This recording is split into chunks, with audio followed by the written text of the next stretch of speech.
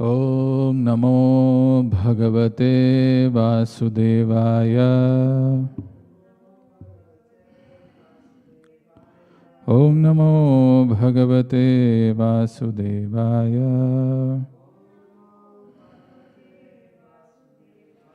Narayanam Namaskritya Naram Chaiva Narottamam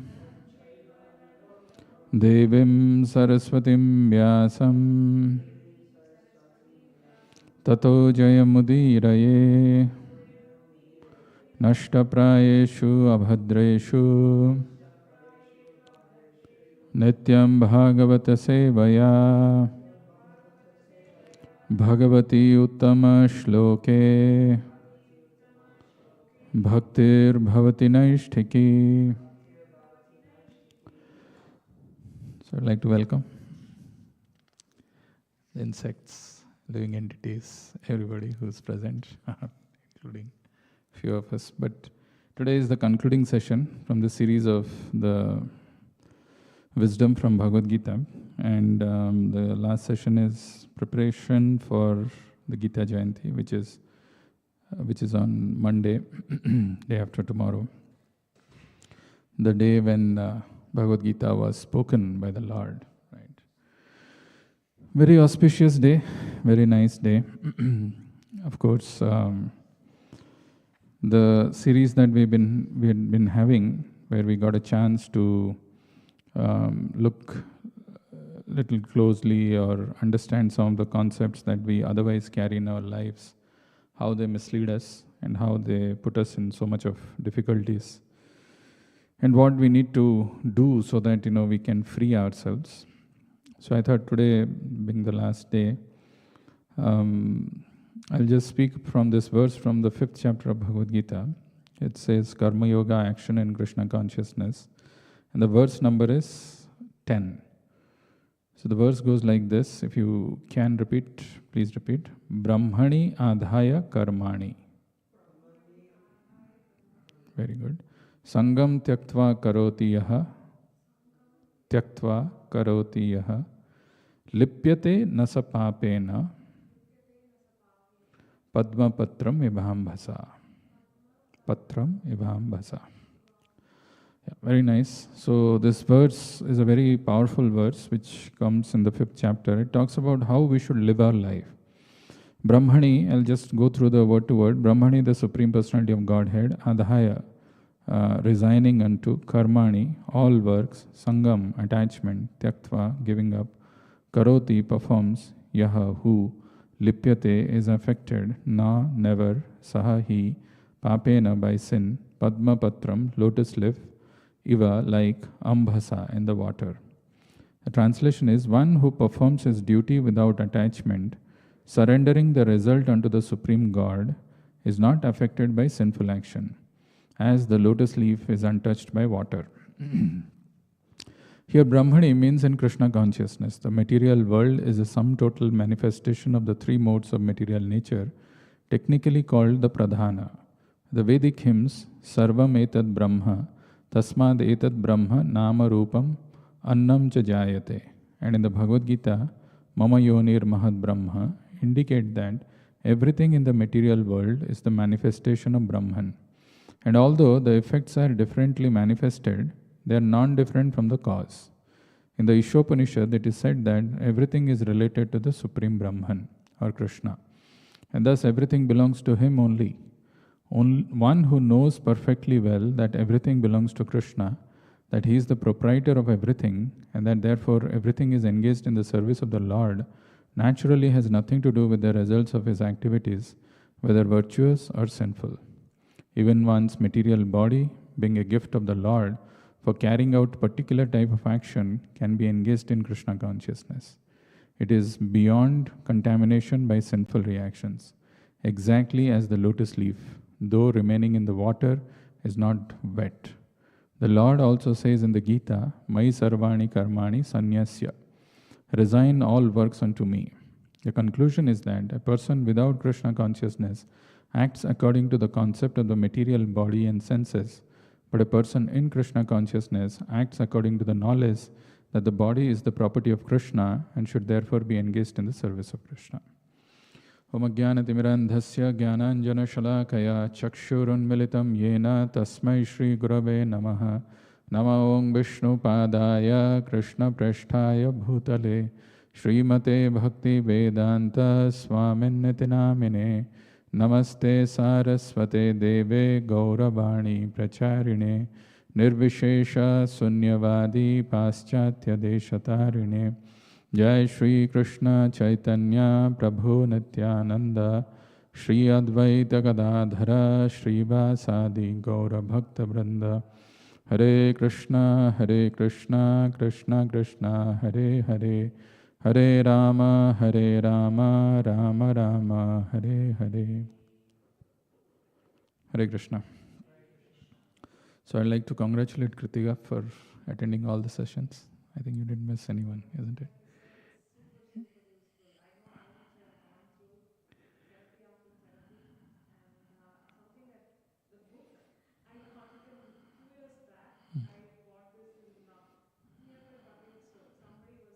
We made this. Uh-huh.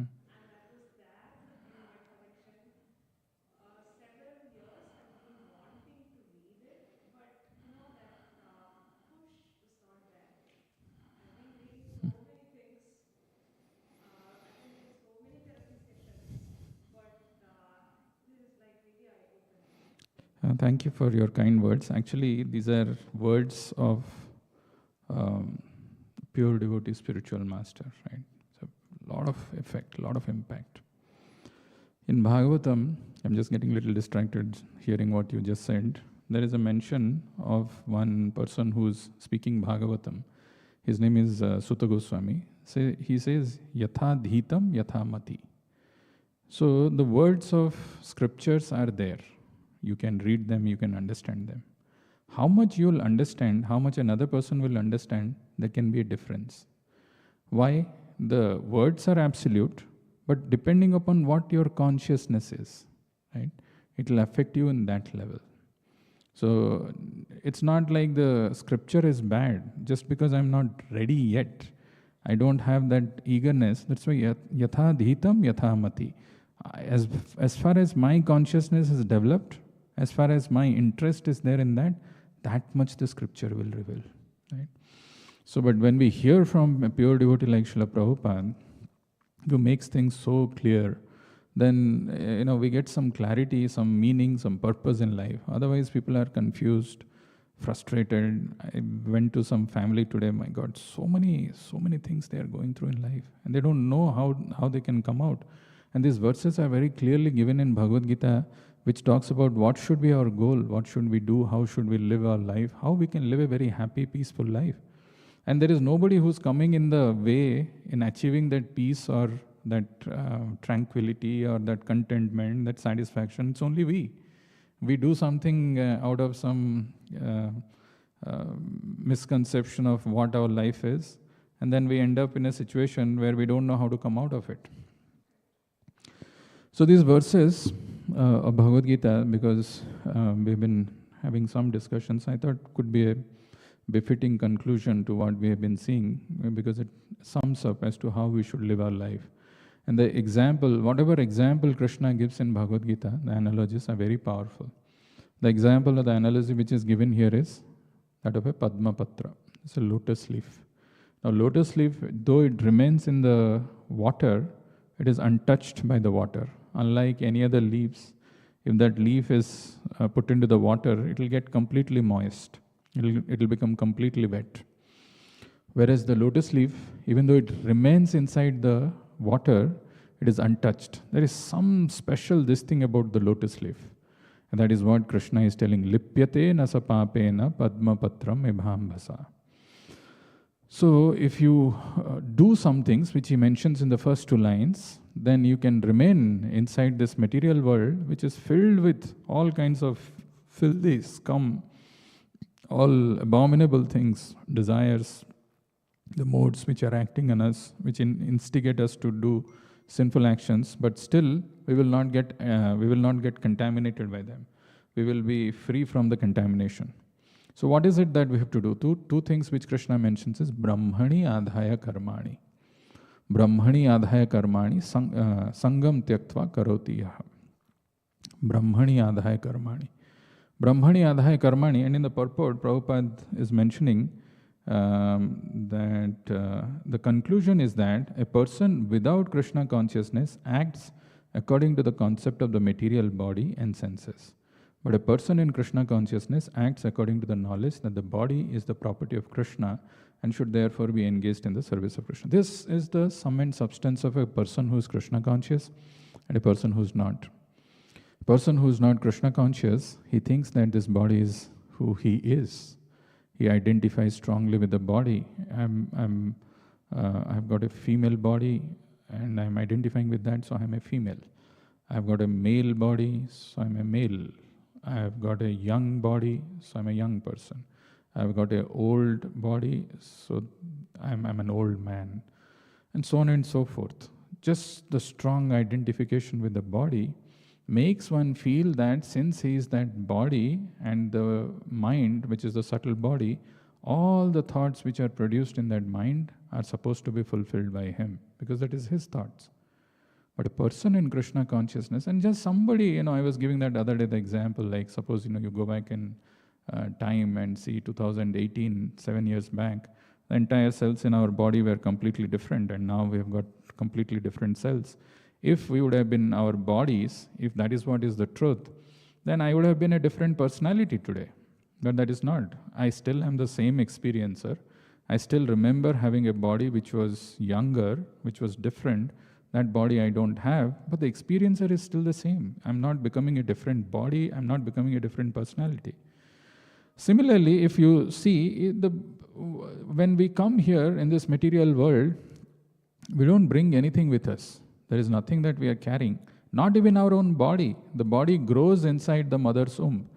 The body grows and then we come out of the mother's womb at a particular time, which is called birth. But inside the mother's womb, the body is it's not like from somewhere outside, that body I am bringing because I have to use that body to come out. It's not like that. It is growing inside the body in the womb of the mother, and it comes out. And this body also ultimately we have to quit and go. But we have this strong identification with the body that this is mine. And we work in that way. For its satisfaction, for its pleasure, for its fulfillment. And then we get lipyate nasapapena. Then we do so many sinful activities. So this illusion has to completely go that I'm eternal. I'm spirit soul residing in this temporary body for a temporary time, and it will come to an end, but I am Krishna's. Everything in this world is belonging to the Lord.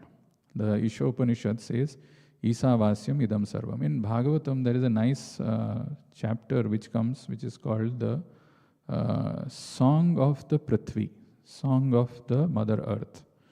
So Mother Earth is actually laughing that, there were so many big proprietors who had come, who claimed that this earth belongs to them because they were the Chakravarti Samrat. They were the rulers of the entire world, be it Jayanthi, be it Dilip, be it so many such kings' names which are mentioned. And they once upon a time, they were saying, this whole earth, this whole property is mine.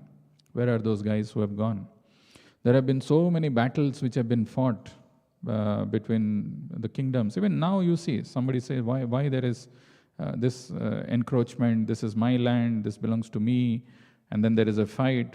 But Prithvi says, there have been so many battles for me, and neither I belong to the victor nor to the person who got defeated. No, I didn't. I stayed where I was. But they claimed that this is theirs. Somebody claimed this is not theirs, and so on and so forth. But I'm still there.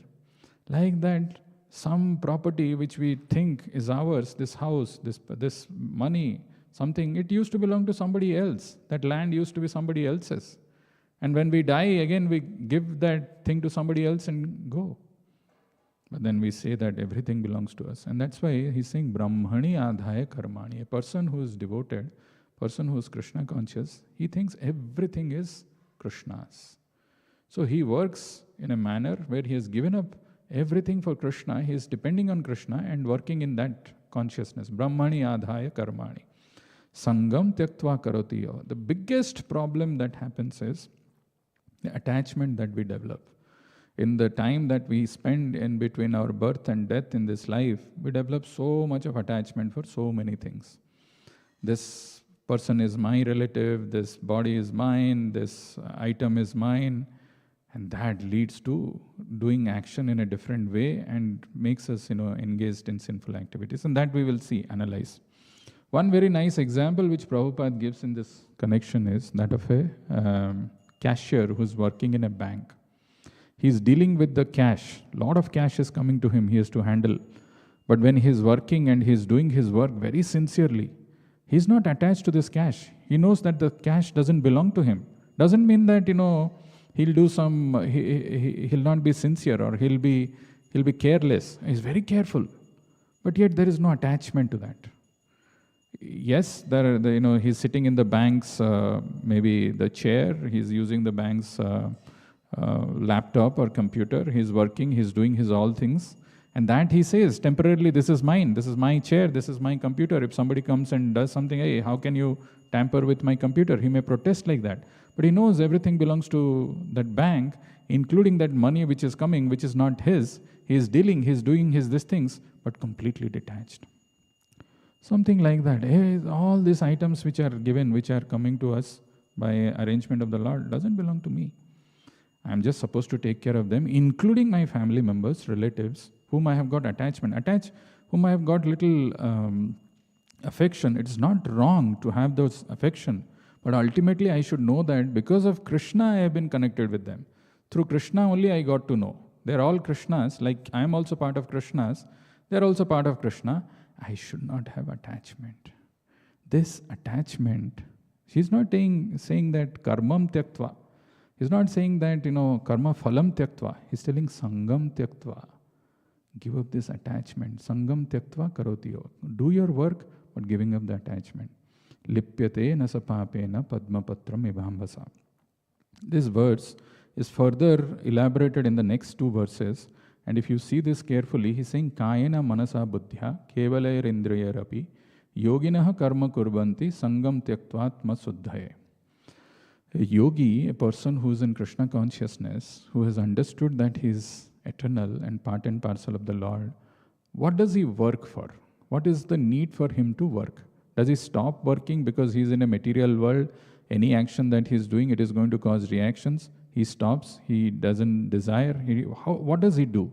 No, he is doing kayena manasa buddhya, by his body. Body, it need not be body, it is actually karmendriya, by kayena, by manasa, by his mind, by his intelligence, buddhya, and kevaler indriyer, and his senses. He is working. What is he working for? Atma suddhaye. He is working for his self-purification. The word Atma, as I was mentioning, if you don't know the context, why that word is used in particular case, you'll not get the right meaning. That's why the knowledge of Bhagavad Gita, when it is received in parampara, you'll have a perfect understanding. Atma cannot be contaminated. There is no question of contamination of the eternal self. That is untouched. So what is it Atma Suddhahe that it is referring to?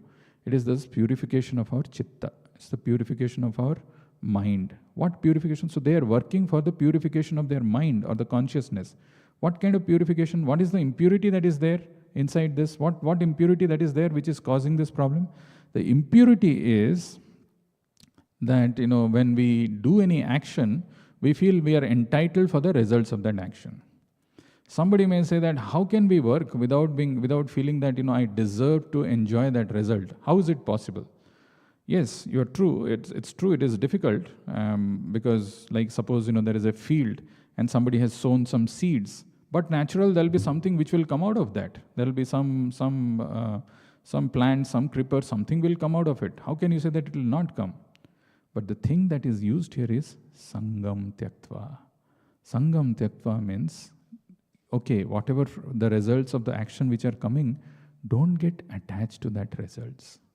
This attachment of the result comes because I think, or inside me, there is a false ego.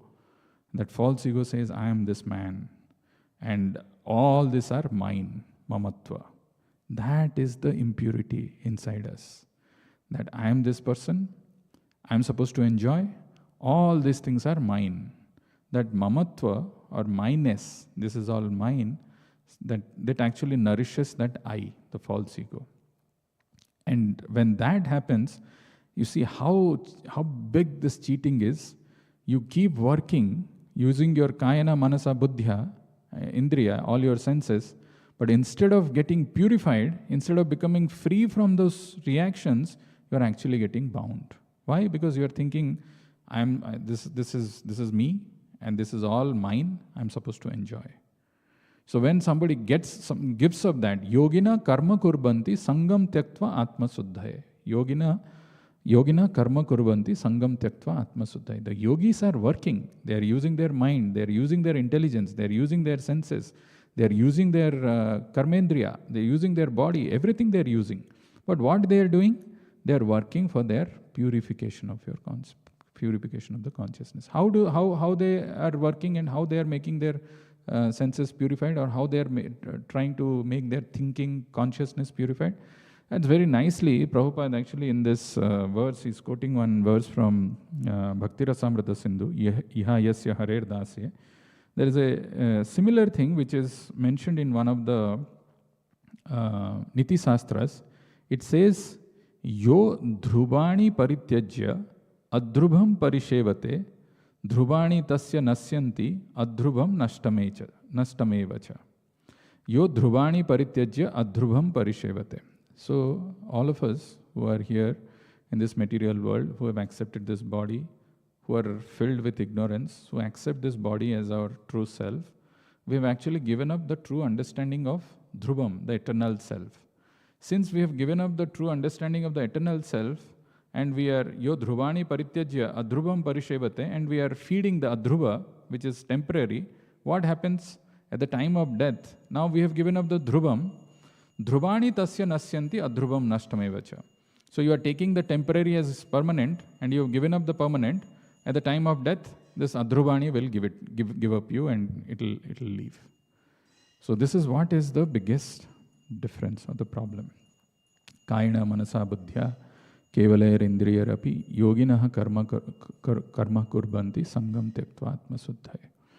This attachment that we develop for those actions that we do, that this is mine, this is my bed, this is my room, this is my house, my property, my relatives, my friends, that my causes the problem, and we get bound in this material world.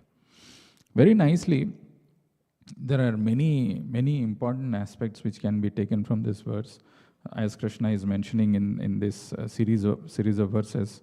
Next thing he is telling, Yukta karma phalam tyaktva santim apnoti naishtikim. If you give up the results of your action, and the word yukta means always engaged in the service of Krishna, yukta. Yukta karma phalam tyaktva, then you'll get santim. What kind of santim? Naishtikim santim. What kind? Naishtikim santim means what? It is not a naishtikim santim, which is just temporarily experienced for some time. No, naishtikim santim. You'll get permanent happiness inside you. Yukta karma phalam tyaktva santim apnoti naishtikim. Karma phalam. What is this karma phalam? So we have two karmas, that we have one baggage, like a savings account, which is called the sanchit karma, and we have also the activities that we are performing, that is called kriyamana karma. The results of both these things come to us. Out of this sanchit karma, there is something which is there for this life, which is called prarabdha, and there is something which is still there, remaining inside that sanchit, which is called aprarabdha. And in this kriyamana karma, whatever actions we are doing, some of those things are immediately manifesting, called drashta. Some things will take time to manifest, adrushta. Whatever it is, all this phala, yukta karma phalam tyaktva, one who gives up this tyaktva, this giving up, this detachment from this, and by being attached to the Supreme Lord. So what will happen to him? Santim apnoti naishtikim. He'll get so much of peace inside. That peace is what we are looking for. If you say no peace, maybe you can say, I'm looking for happiness. There is a rhetoric question which Krishna asks, asantasya kuta sukham. If you're not peaceful inside, how will you experience happiness? Whereas somebody who's doing ayuktaha, who's not engaged with the Lord, and kama karena, and there is a desire to enjoy, kama karena. So in second chapter of Bhagavad Gita, if you say, if you have an attachment, so if you have attachment for something, then there is a desire which is produced. Dhyayato vishayan pumsa sangaste supajayate sangat sanjayate kama. So that desire, when that is produced from the attachment, it propels you, it impels you to act. And when you act in that way, without being attached to the Supreme Lord, phale sakto nibadhyate, then a person gets bound. So one side, you have got an attachment, and that attachment is leading to kama, and that kama is propelling you to act, which is feeding your false ego, and that false ego is producing another feeling called mine, aham mamatva. This is me and this is mine. And there is a vicious cycle in which somebody is getting bound. And the other side, there is another thing where somebody is seeing that I'm an eternal soul residing in this temporary body. I'm actually Krishna's. Everything belongs to him. Let me work for his pleasure, for his satisfaction, using all my karmendriyas, jnanendriyas, using all my senses, body, mind, and intelligence. And by doing that, he's purifying himself and is getting liberated. So this is the essential difference between the two kinds of lives that one can lead. And the choice is always with us as to which one we want to choose.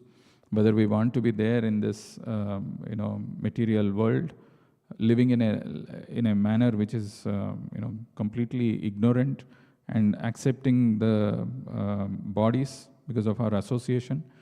Like Krishna says in 13th chapter of Bhagavad Gita, Purusa prakriti stohi bhunkte prakriti jair guna karana guna sangasya sadasad yoni janmasu. Again the word sangha. Karana guna sangasya. Based on the modes which are acting or which we are getting influenced by, we develop certain desires. Karana guna sangasya. Maybe somebody has got a very violent nature. And because of that violent nature, when he's acting, and he lives the life in that particular way, then he gets a body which is more conducive to further accelerate that kind of a prabriti or that kind of a nature in his next life. So like that, this continues. Karana guna sangasya sad asad yoni janmasu, and we take birth in different bodies. The other way of living life is by taking the help of this eternal wisdom, spiritual wisdom as to who I am who truly I am. And when I have that fine understanding of who I am, and I am Krishna's, and I give up all these false notions, this raga, dvesha, this envy, this attachment, this kama, krodha, these are not mine. I am free from them. When somebody is in the bodily concept of life, he is deeply immersed with all these negative thoughts and emotions. He is not able to come out of this. And he is not getting santi, and he is getting bound. So this most confidential knowledge of Bhagavad Gita, Krishna wants that each one of us, we should become a carrier. We should become an instrument in sharing with others. Because people in this world are ignorant. And the Lord, out of great compassion, has left behind this knowledge. And he sends his devotees time and again.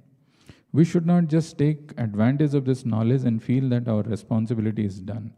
Actually, if we truly want to advance in our spiritual life, as Krishna mentions in Bhagavad Gita, after he finishes the most confidential knowledge, he says that, Ya idam paramam guhyam mad bhakteshu avidhasyati bhakti mai param kritva maam ebeshyasi asamsaya. For one who explains the supreme secret to the devotees, devotional service is guaranteed. And at the end, he will come back to me. At the end, he'll come back to me. It's not a small thing. Who is explaining this supreme secret to the devotees? If we become even a small instrument in just taking this book and going to somebody and telling him, why don't you take this Bhagavad Gita? This Bhagavad Gita is meant for your eternal well-being, not just temporary well-being in this life. It will give you the real bliss, the actual bliss which you have been looking for, which you have been hankering after. But ignorantly you are searching in a wrong place. Understanding who truly you are, getting to know as to what you should do. If we just do that and give that, Krishna says he becomes very dear to me. There is no one who's more dear to me than someone who's explaining this secret to others. And devotional service for him is guaranteed, and at the end he will come back to me. So whatever extent we have realized, whatever extent we have understood, whatever extent it has touched us, we should become an instrument in his hand in distributing this wonderful transcendental literatures. That way, actually the real Bhagavad Gita's knowledge can be applied in our practical ways. I mean, we can implement it in practical this thing and not just remain as a theoretical knowledge and benefit from that. I'll stop here and see if you have any questions or comments.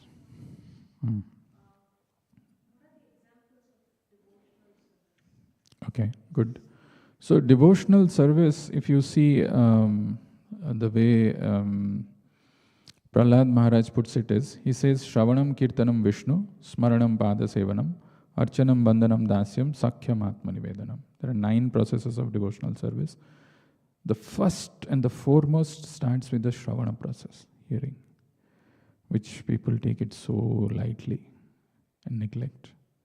So when we hear the transcendental knowledge, when it goes inside, the consciousness which is dormant, the fog-like ignorance which is covering that self gets dissipated. So Shravanam, and then after Shravanam is Kirtanam. Kirtanam is the glorification of the Lord, right? Using your body, mind, and all the instruments which the Lord has given, not just glorifying His names, but glorifying His activities, glorifying His qualities, glorifying His pastimes. All of them comes under Kirtanam. So Shravanam and Kirtanam. So when you hear the right things, and when you glorify the right things, but natural, you'll have a memory of Him, Smaranam. If Shravanam and Kirtanam is not there, Smaranam doesn't happen. So Shravanam, Kirtanam, Vishnu, Smaranam. Then the remembrance of the Lord comes. Like the other day I was telling, Yam yam vapi smaran bhavam tyajate ante kalevaram tam tam eveti konteya sadatad bhava bhavita. What memory we have. If now today when I go back to my room, when I sleep, just before lying down, closing my eyes, when I'm about to fall asleep, what are the thoughts that come to me? Those thoughts generally come, or maybe in our dreams. Those thoughts which come are where I'm investing my time, energy, and what I'm hearing, what I'm exposing myself to. If I'm exposing every time, every moment, some stimulation, titillation, some kind of material things which gives me some temporary pleasure, but natural when I'm closing, when I'm falling asleep, those thoughts will only come. And if my whole life I have invested in all these temporary things, all this sense gratificatory business, then but natural at the time of death, that bhava or that consciousness will remain. But whereas if you invest your time, that's why the first process is by hearing. And the proof, the test of a person advancing in spiritual life is that he'll become more and more eager. That eagerness will come. If not, then there is something wrong. There is he's not taken it, or it has not, he's yet to come to that stage. He can't just, miss these things. Wherever there is an opportunity to hear Krishna Gatha, wherever there is an opportunity to discuss Krishna Gatha, he would not miss it. So Shravanam, Kirtanam, and then it leads to Smaranam, remembrance of the Lord, which is what is the most important thing. It's all about consciousness. It's not about external thing. It's not about showing someone. It's not about saying that I did this or something. It's about asking ourselves a very honest question. What am I feeling inside? What is driving me? What is it that motivates me to act? Where the inspiration comes from? Is it some material things which inspire me, drive me? Or is there something I'm more interested, something which is sublime, which is not destructible, which is eternal, which is my true identity? Am I interested in unraveling the true identity of mine? Or I want to live the life in an ignorant manner, knowingly that this is not the true this thing, and I have been dejected, rejected, and frustrated in all my previous attempts of becoming happy in this material world, yet find another way of trying the same thing. That choice we have to make. And when we take the help of this transcendental knowledge and try to apply it in our life, the Lord inspires us from inside. He gives the intelligence, more and more intelligence, how we can come back to Him. That's why He says, Tesham satata yuktanam bhajatam priti purvakam Dadami buddhi yogam tam yena mam upayanti te. For a outside person, a karmi or a materialistic person, the mainstream person who is working outside, for him, he gets the result of his action based on the laws of karma. The Lord is neutral. He's not interfering. He's not intervening in his any of these things. He has set up these laws of karma. As you sow, so shall you reap, and you'll get that. But when somebody becomes a devotee and takes up to this process of devotional service, he is willing to surrender. He knows that these are all temporary. Everything belongs to Krishna, and he does that, engages in devotional service. Tesam satata yuktanam bhajatam priti purvakam. Then the Lord gives the intelligence from the heart. Dadame buddhi yogam tam yena mam upayanti. Then by that intelligence, that person comes back to Krishna. These are all finer things, but not complicated at all. Not this thing. It's just our resistance of mind and the conditioning and the influence of the modes which act on us. They take us to some other path and in some other detour, and we get completely frustrated and lost, and then we ask ourselves, how did I end up here? What happened to me? Where did I go wrong? Otherwise, this simple process which Krishna is telling, if we follow in our life, we'll be happy, blissful, contented, and we'll have no these things. Any other question? Aruna? So on Monday we have Gita Jayanthi, where we will be chanting this slokas. Of course, chanting can purify, can touch our consciousness. But more than that, as I said, no, in what mood, what is it that I am carrying inside? The Bhagavad Gita's knowledge is available for everyone. Right? But how much it affects me depends upon me, how much ready I am. Yatha dhitam, yatha mati. What consciousness I am having. Otherwise, there is a big false ego that I know so much. Right? I've given up so much. I've given up so many things. Or such false notions about my own self. The rasa or the happiness and how many people are following. See how superior I am, how so much intelligent I am. All those things are very subtle, this thing. Yeah. That is also again another false ego, this thing. I just can't understand. I don't know. I'm just foolish. Something like that. Victim mentality. So these are all wonderful gifts of Srila Prabhupada. We should be eternally indebted to him, that this knowledge is revealed by him and we are taking advantage. We'll stop here. Any other questions? Srila Prabhupada ki jai. Granthra Srimad Bhagavad Gita ki jai.